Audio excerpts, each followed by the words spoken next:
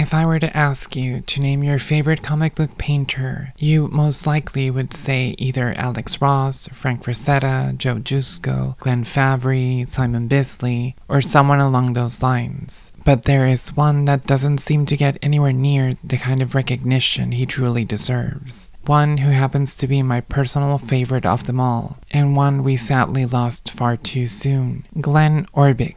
Perhaps his name may not ring any bells, but once you see his work, I think you'll be able to recognize him. Because anyone who has read comics in between the last 30 years must have seen his beautiful cover work one way or another. Orbik's work is unmistakable, with a striking realism, a distinguished noir style with dark undertones, and an elegance that is truly unmatched, all accentuated with his strong, broad but perfectly well-balanced brush lines. Orbik's technique is one that very few painters have mastered, or at least in comics, and as such, Orbik's work has always stood out from other painters, but in the best way possible. Whenever you see one of his extraordinary covers or illustrations, you'll be able to see that the characters are so dashing and dazzling that they almost seem real, even more so than with a photograph, as crazy as that may sound. I still remember being a little kid just staring endlessly at his covers, especially the one from Batman Shadow of the Bat 81, gazing and contemplating his masterful work. I don't think Batman's rogues have ever looked better and more alive than here. But it doesn't really matter what character Orbik has painted. He always made anyone look better than they ever had before. And he also gave us a gorgeous glimpse on how these characters would look like in real life. Believe me when I tell you that each of Orbik's pieces is worthy of being displayed in the most prestigious museums, art halls, or private art galleries, next to the most famous and acclaimed paintings. Orbik was born on 1963 and grew up in Douglas County, Nevada, raised by his mother, where he developed a love for comic books, dreaming of one day breaking into the comic book industry. On 1996, he finally made his comic book debut in Aquaman, illustrating the cover for issue 25. Despite the simplicity of the composition, this seemingly simple cover was so spectacular and received such high praise that he quickly became the regular cover artist for Batman, Shadow of the Bat, and Detective Comics, as well as Legends of the DC Universe and other DC titles. His work on DC was highly acclaimed and celebrated, and it launched him into comic book fame. However, out of all his DC portfolio, his Batman-related work is both the most recognizable as well as the most memorable. With all due respect, I am certain no other painter has been able to capture the essence and elegance of the character in the same way he has. His work is truly a sight to behold. Orbik also provided an extensive amount of covers for DC's imprint Vertigo, which is aimed for adult readers, where we got to admire his riskier and more provocative work. Now, despite many lucrative offers, Glen Orbik never did any interior pages, due to the lengthy process needed for each of his pieces. And that's perfectly understandable. That level of quality does not come easy.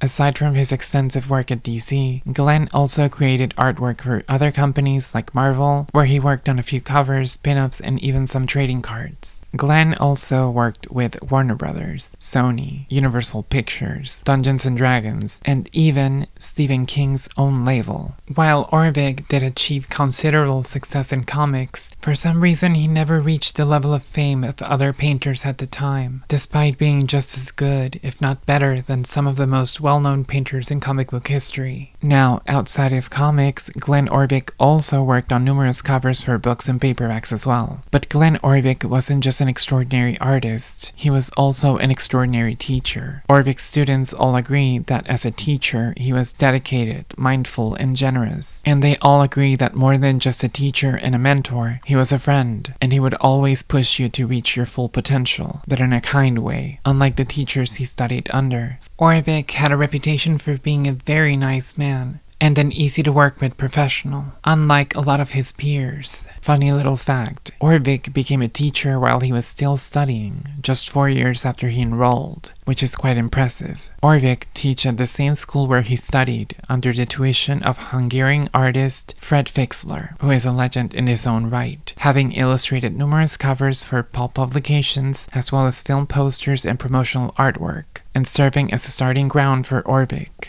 Besides Fred Fixler, Glen was inspired by the very best of the best, from Andrew Loomis, Dean Schaefer, Dean Cornwell, Robert McGinnis, and of course, Norman Rockwell. It was during his time with Fred Fixler that he met his romantic partner, fellow artist, student, and teacher at the same school, Laurel Blackman. Laurel is an artist in her own right and an equal to Glen. Together, they became an art powerhouse couple, unlike any other in the industry, working side by side and complementing each other perfectly. By the way, it should be noted that they both often collaborated on the same covers, helping each other to fasten up the process. For example, oftentimes Laurel would paint the backgrounds or back characters, while Glen would paint the forefront. Laurel would also serve as Orbik's occasional muse. Unfortunately, after a long battle with a terrible illness, on May of 2015, Glen passed away at age 51, survived by his partner Laurel. But while we lost Orbik, he and his work will never be forgotten. So please, while I love the fact that other comic book painters like Alex Ross and all the other great ones receive a lot of attention and recognition for their beautiful work, I think it's time for people to give Glen Orbik the proper credit he deserves, as one of comics' greatest painters of all time. After all the beauty and inspiration he has shared with us, I think it's the least we could do. We all owe a big thank you to Glen Orbik. May he rest in peace. Before closing the video, I have to confess something. I had to record and re-record this audio multiple times because my voice kept cracking and breaking, and I teared up a lot.